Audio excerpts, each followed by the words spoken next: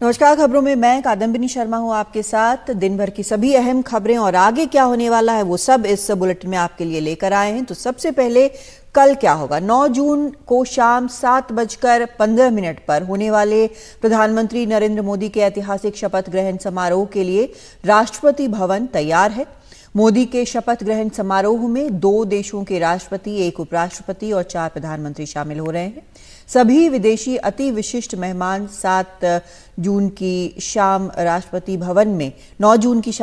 भवन में राष्ट्रपति द्रौपदी मुर्मू द्वारा आयोजित भोज में भी शामिल होंगे। 2014 और 19 में भी नरेंद्र मोदी ने राष्ट्रपति भवन के फोरकोर्ट में एक भव्य कार्यक्रम में प्रधानमंत्री के तौर पर शपथ ली थी। 8000 अतिथि इस समारोह में शामिल हो रहे हैं।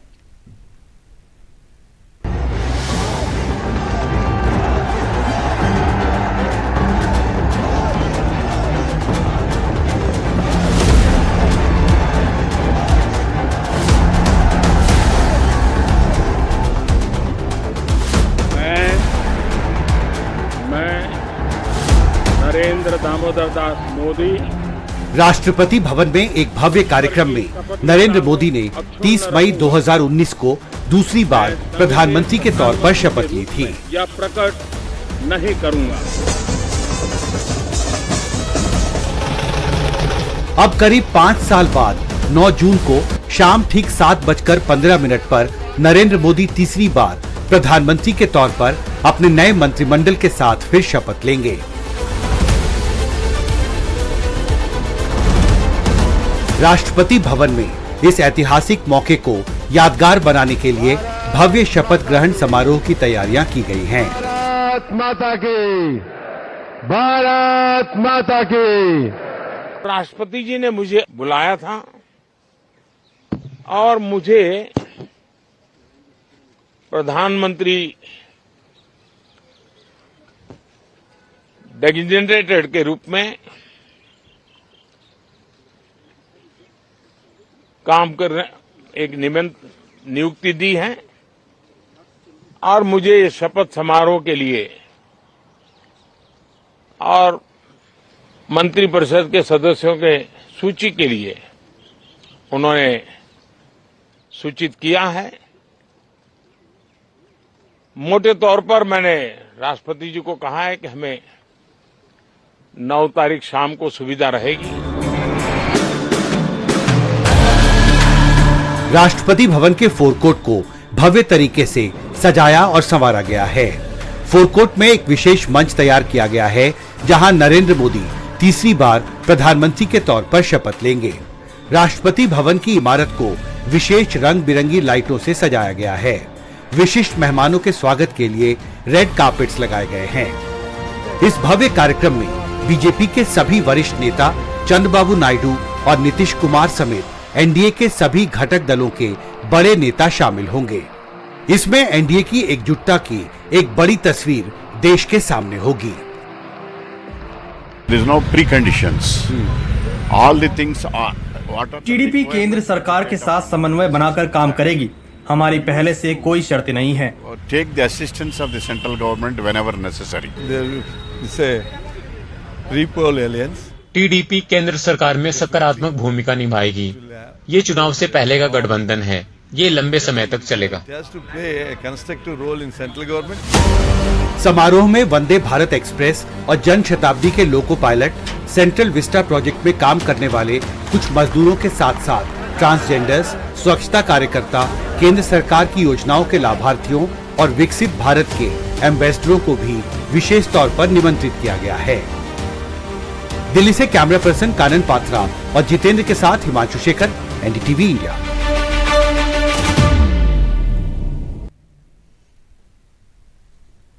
नई सरकार में पीएम नरेंद्र मोदी के शपथ ग्रहण समारोह में बाकी अहम मेहमानों के साथ पड़ोसी देशों के राष्ट्र प्रमुख भी आ रहे हैं। इनमें बांग्लादेश, श्रीलंका, मालदीव्स, भूटान, मॉरिशस, सेशल्स और नेपाल शामिल हैं। नजर पड़ोसियों से बेहतर रिश्ते और क्षेत्र में प्रभाव और स्थिरता पर है।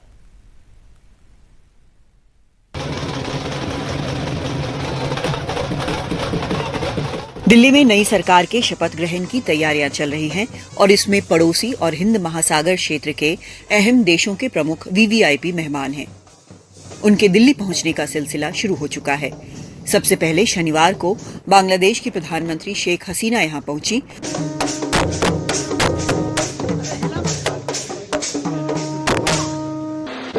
और फिर सेशल के उपराष्ट्रपति अहमद अफीफ। रविवार को मॉरिशस के प्रधानमंत्री प्रविंद कुमार जुगनाथ, मालदीव के राष्ट्रपति मोहम्मद मुइजू, भूटान के प्रधानमंत्री सेरिंग तोब्गे, श्रीलंका के राष्ट्रपति रानिल विक्रमसिंघे और नेपाल के प्रधानमंत्री पुष्प कमल दाहाल प्रचंड दिल्ली पहुंचेंगे। इन नेताओं के स्वागत करते हुए पोस्टर जगह जगह लगे हैं। देखने वाली बात यह होगी कि प्रधानमंत्री शपथ ग्रहण समारोह के बाद में किस देश का सबसे पहले दौरा करते हैं और किस देश के साथ में द्विपक्षीय संबंध को मजबूत करने की दिशा में वो कदम उठाते हैं। पुष्प कमल दहल प्रचंड वो भी आमंत्रित हैं इसमें। तो इस तरीके के तमाम सारे जो पोस्टर हैं वो दिल्ली के अलग अलग जगहों पर लगाए गए हैं, लेकिन एक नए अध्याय की शुरुआत कर रहे हैं विदेश नीति के मामले में। अब तक प्रधानमंत्री का जो नीतियां रही हैं वो काफ़ी अच्छी समझी जाती रही हैं। ये आप देखिए जो भूटान के प्राइम मिनिस्टर हैं ताशो शेरिंग, वो यहाँ पर आ रहे हैं, उनका भी यहाँ पर पोस्टर लगा हुआ है। और ये हैं श्रीलंका के राष्ट्रपति रानिल विक्रमसिंघे, इनके साथ ये भी जहाँ पर मौजूद रहेंगे। ऐसे तमाम जो पड़ोसी देश हैं उनको जो है वो इस कार्यक्रम में बुलाया गया है। इससे लग यही रहा है कि प्रधानमंत्री हमेशा जैसे पड़ोसी देशों को तरजीह देते हैं, तो पाकिस्तान के अलावा बाकी सभी पड़ोसी देशों के जो राष्ट्राध्यक्ष हैं, प्राइम मिनिस्टर हैं, वो प्रधानमंत्री के शपथ ग्रहण समारोह में शामिल होंगे। पिछले कुछ सालों में मोदी सरकार ने भारत की विदेश नीति में पड़ोसियों पर खास ध्यान दिया है, जो नेबरहुड फर्स्ट के जरिए और एक्सटेंडेड नेबरहुड को विजन सागर के जरिए बेहतर समन्वय और सहयोग की कोशिश करता है। उम्मीद ये है कि इससे आपसी रिश्ते मजबूत होंगे और पड़ोस और हिंद महासागर क्षेत्र में शांति और स्थिरता आएगी। मालदीव में मोहम्मद मुइजू के सत्ता संभालने के बाद संबंधों में आए तनाव के बावजूद भारत ने उन्हें न्योता भेजा। श्रीलंका के सबसे खराब आर्थिक दौर में भारत ने हर मदद की। ये सभी देश रणनीतिक तौर पर भी भारत के लिए अहम है, इसलिए भी क्योंकि चीन इन्हें लगातार अपने प्रभाव क्षेत्र में लाने की कोशिश कर रहा है। हालांकि ठंडे पड़े रिश्तों की वजह से आमंत्रित देशों में न पाकिस्तान है न चीन। जबकि 2014 में सार्क देशों को न्योता गया था और नवाज शरीफ भी आए थे और 2019 में बिम्स्टेक देश आमंत्रित थे, तो नई सरकार के पहले दिन भी कूटनीतिक तौर पर जो संदेश भेजा जा रहा है वो काफी अहम है। दिल्ली से रवीश रंजन शुक्ला के साथ कादम्बिनी शर्मा, एनडीटीवी इंडिया। नरेंद्र मोदी के ऐतिहासिक शपथ ग्रहण समारोह के लिए राष्ट्रपति भवन तैयार है। करीब 8,000 मेहमान इस समारोह में शामिल होंगे। विदेशी मेहमान भी आ रहे हैं। इसे देखते हुए दिल्ली को एक किले में तब्दील कर दिया गया है। सजावट के साथ साथ सुरक्षा का पूरा ख्याल रखा जा रहा है। ये खास रिपोर्ट देखते हैं।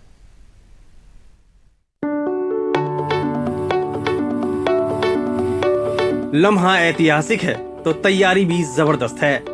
नरेंद्र मोदी का शपथ ग्रहण राष्ट्रपति भवन में होना है। इसे भव्य तरीके से सजाया गया है। मेहमानों के स्वागत में किसी तरह की कोई कमी न रह जाए, इसका पूरा ध्यान रखा जा रहा है। राष्ट्रपति भवन के फोरकोर्ट में एक विशेष मंच तैयार किया गया है। भवन की इमारत को विशेष रंग बिरंगी लाइटों से सजाया गया है।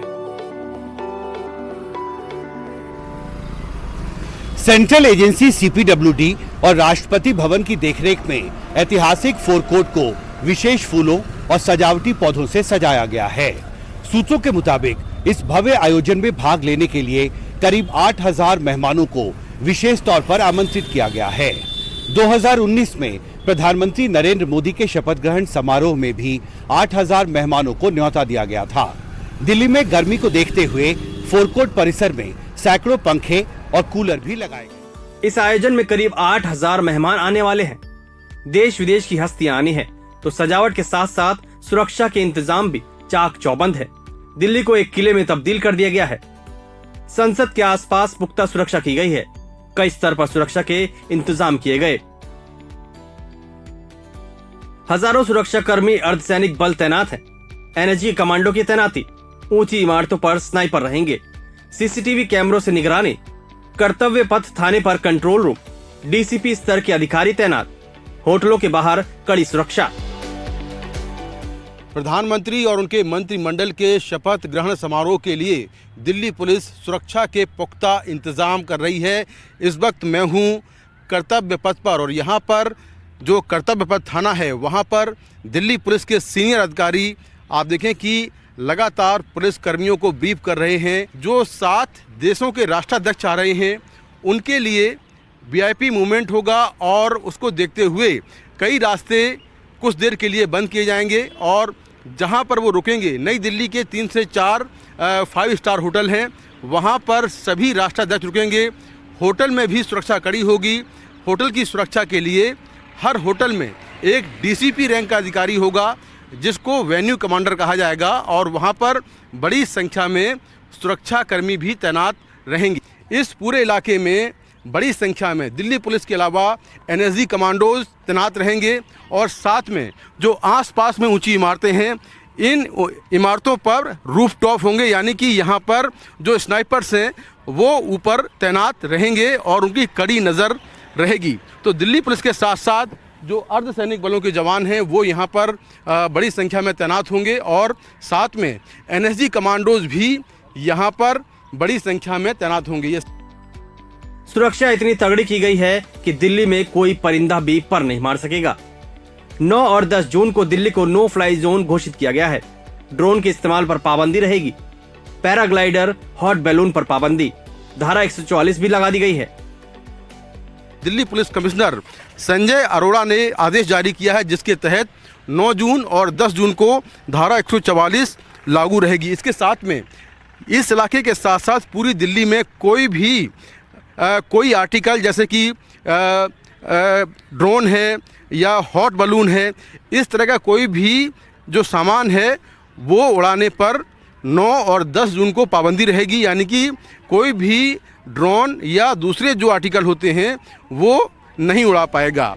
शपथ ग्रहण समारोह की सुरक्षा में एसपीजी, राष्ट्रपति के सुरक्षा गार्ड, आईटीबीपी, दिल्ली पुलिस, खुफिया विभाग की टीमें, अर्धसैनिक बलों के जवान, एनएसजी कमांडो और एनडीआरएफ की टीमें रहेंगे।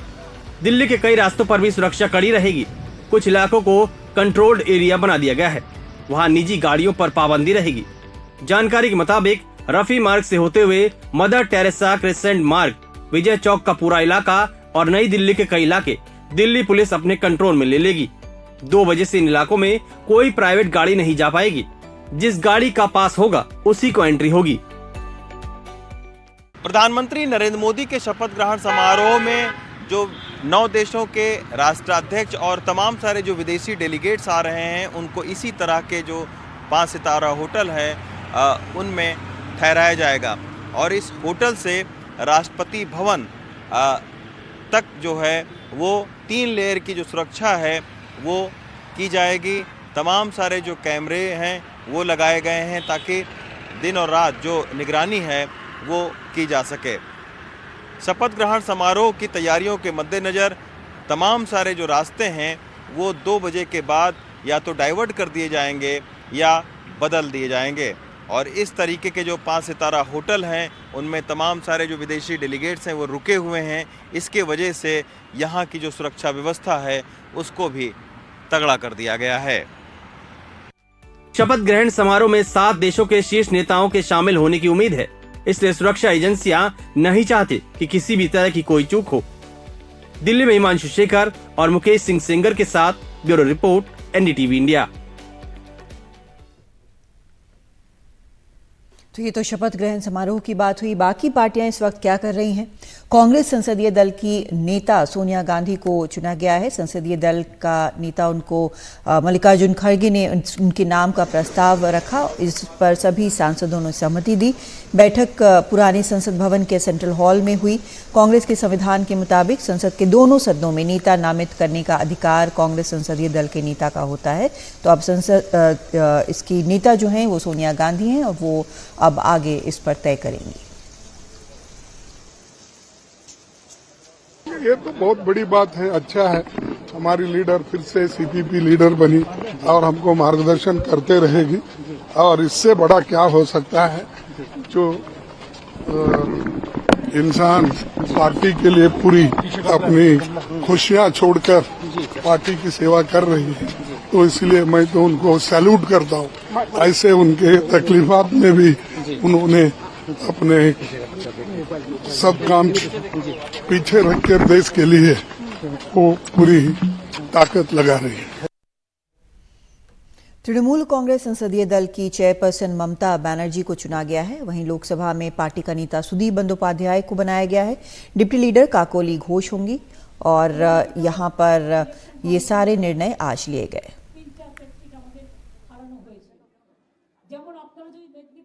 दूसरी बात यह है, हम इंतजार करेंगे नहीं, हम वॉच करेंगे। From our side I can assure you, हम खुश होंगे अगर जितना जल्दी से जल्दी एक अनस्टेबल, एक गड़बड़ गवर्नमेंट, जो वीक गवर्नमेंट, जिसका पास देश के लिए कुछ नहीं है, देना भी नहीं है, ये जल्दी से जल्दी घर वापस जाए, ध्यान करे, अच्छा रहे। लेकिन इंडिया का कमिटमेंट, इंडिया को चलाने देना ठीक होता है।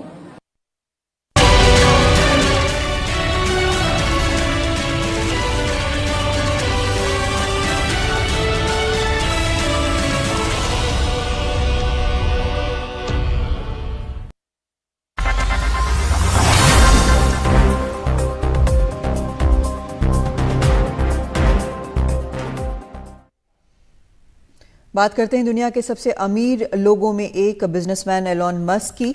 मस्क ने पीएम नरेंद्र मोदी को बधाई दी है और संकेत दिए हैं कि वो अपनी टेस्ला के साथ जल्द ही भारत आने वाले हैं।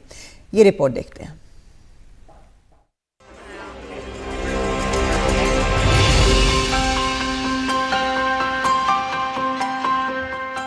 मोदी के मुरीद हैं मस्क। जब खबर पक्की हुई कि मोदी तीसरी बार भारत के प्रधानमंत्री बनने जा रहे हैं, तो दुनिया के जाने माने कारोबारी इलॉन मस्क ने बधाई संदेश दे डाला। अपने सोशल मीडिया प्लेटफॉर्म एक्स पर लिखा कि दुनिया के सबसे बड़े लोकतांत्रिक चुनावों में आपकी जीत पर बधाई। मेरी कंपनियां भारत में काम करने को लेकर आशान्वित हैं। मस्क स्पेसएक्स और टेस्ला जैसी कंपनियों के सीईओ हैं। इलेक्ट्रॉनिक व्हीकल के मामले में टेस्ला ने बहुत प्रयोग किए हैं। काफी समय से कयास लगाए जा रहे हैं कि टेस्ला की भारत में एंट्री होगी। मस्क भी ये ख्वाहिश जता चुके हैं। हालांकि अभी तक कोई पुख्ता योजना नहीं बनी है, लेकिन जिस तरह से मस्क ने पीएम मोदी को बधाई दी, उससे लगता है कि मस्क की कंपनियां जल्द ही भारत में दफ्तर खोल देंगी। इसी साल मस्क को भारत का दौरा करना था, लेकिन फिर वो चीन चले गए, तो उसके बाद तमाम सारी खबरें तैरने लगी थी। लेकिन आज जिस तरीके से ट्वीट किया है मस्क ने, और उसके बाद में प्रधानमंत्री ने ये उनको रीट्वीट किया है और ये जवाब दिया उसका, और ये कहा है कि हम पूरा यहाँ पर एक आपकी कंपनी के काम करने के लिए एक माहौल बनाने के लिए प्रतिबद्ध हैं। तो उससे यही लग रहा है कि टेस्ला जो है वो अब अपने फैक्ट्री लगाने के काम को यहाँ पर तेज़ी के साथ में करेगी। हालांकि नरेंद्र मोदी को जो मस्क हैं वो पहले भी कह चुके हैं कि मैं नरेंद्र मोदी का फ़ैन हूँ। 2019 में जब अमेरिका के दौरे पर नरेंद्र मोदी गए थे तो बाकायदा टेस्ला जो कंपनी है उस फैक्ट्री में भी गए थे, और वो भी जो है उस फैक्ट्री को एलन मस्क ने उनको खुद गाड़ी चलाकर दिखाई थी पूरी फैक्ट्री। तो ऐसे में अब ये संभावनाएं बन रही हैं। मस्क के बधाई संदेश पर पीएम ने भी जवाब दिया। पीएम ने एक्स पर लिखा कि मैं आपके शुभकामना संदेश की सराहना करता हूं। प्रतिभाशाली भारतीय युवा, हमारी डेमोग्राफी, हमारी नीतियां और स्थिर लोकतांत्रिक राजनीति आगे भी अपने सभी पार्टनर्स को कारोबारी माहौल प्रदान करती रहेंगी। पिछले साल जून में मस्क ने मोदी की अमेरिका यात्रा के दौरान उनसे मुलाकात की थी और कहा था कि वो 2024 में भारत आने की योजना बना रहे हैं।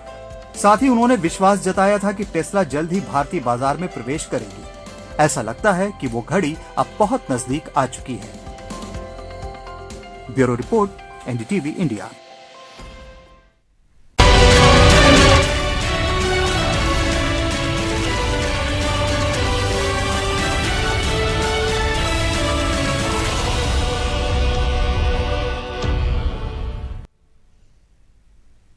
इजराइल को बड़ी कामयाबी मिली है जब उसने गाजा में 2 जगहों पर छापा मारकर 4 बंधकों को छुड़ाया। शनिवार सुबह एक स्पेशल ऑपरेशन में इन्हें छुड़ाया गया। इजराइल विदेश मंत्रालय ने इस कामयाब ऑपरेशन की जानकारी दी। इन चारों को भी 7 अक्टूबर 2023 को अगवा कर गाजा ले जाया गया था। इस ऑपरेशन में एक इजरायली पुलिस वाले की जान भी गई है। कुछ तस्वीरें आपको हम दिखाते हैं। जैसे ये जो तस्वीर है, इसमें एक जो बंधक थी नोआ, वो अपने पिता से मिल रही हैं। ये तस्वीरें जो हैं उनके मिलने की है। 8 महीने पहले म्यूज़िक फेस्टिवल से इन्हें अगवा किया गया था। हमास ने इन्हें अगवा किया था और उनके कब्जे में थी। ये तस्वीरें आप देख रहे हैं। इजराइल के राष्ट्रपति ने नोआ को फ़ोन कर उनसे बात की, उनका हालचाल पूछा।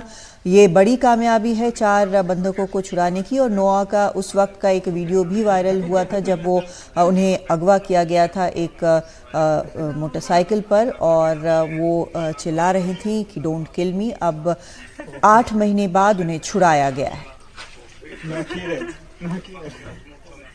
ये तस्वीरें इजराइल में एक बीच पर ऐलान का है।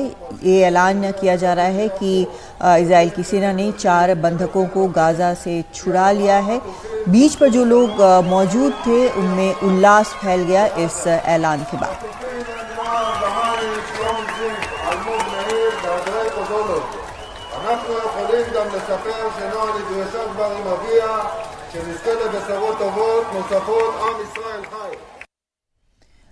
और आपको फिर दिखाते हैं वो 4 तस्वीरें। ये वो 4 बंधक हैं जो छुड़ाए गए हैं 8 महीने बाद। नोआ है और एल्मोग गमैंज हैं, जैन आंद्रे कोजलोव और श्लोमी ज़ेर।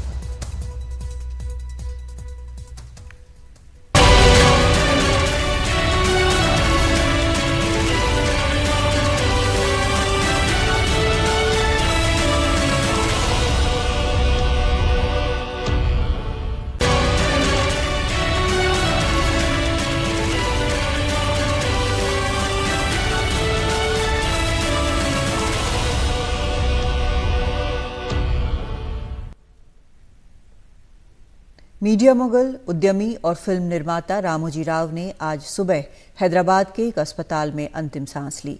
वो 87 साल के थे। तेलंगाना सरकार ने उनका अंतिम संस्कार सरकारी सम्मान के साथ करने का फैसला किया है।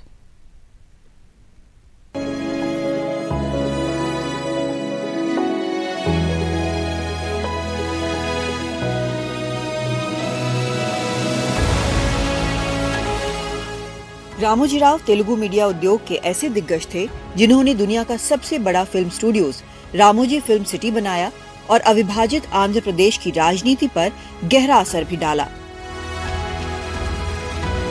रामोजी राव की शुरुआत एक विज्ञापन कंपनी में बतौर कलाकार हुई, जिन्होंने कई कामयाब कारोबार शुरू किए। इनमें इनाडू अखबारों का समूह शामिल है, जो पिछले 50 साल से एक जाना माना ब्रांड है। राव ने 50 फिल्में और टेलीफिल्में भी बनाई और 1996 में रामोजी फिल्म सिटी की स्थापना की, जहां एक ही छत के नीचे फिल्म प्रोडक्शन की सारी सहूलियतें मिलने लगी। पहली बार क्षेत्रीय न्यूज चैनलों को लाने का श्रेय भी रामोजी राव को मिलता है, जिन्होंने अपने ईटीवी ग्रुप के जरिए कई क्षेत्रीय चैनल खोले। 1980 के दशक में तेलुगु देशम की बढ़ती लोकप्रियता और एनटीआर के मुख्यमंत्री बनने का सेहरा भी रामोजी राव और इनाडू अखबार समूह के सर बांधा गया। चंद्रबाबू नायडू ने रामोजी राव के साथ अपने 40 साल पुराने नाते को याद किया। वाईएसआर के कार्यकाल के दौरान साक्षी अखबार ने इनाडू को कड़ी चुनौती दी। पिछले साल जून में आंध्र प्रदेश की सीआईडी ने रामोजी राव पर मार्गदर्शी चिट फंड में मनी लॉन्ड्रिंग का आरोप लगाया था। राव को 2016 में पत्रकारिता, साहित्य और फिल्मों में उनके योगदान के लिए पद्म विभूषण से सम्मानित किया गया। हैदराबाद से उमा सुधीर की रिपोर्ट, एनडीटीवी इंडिया।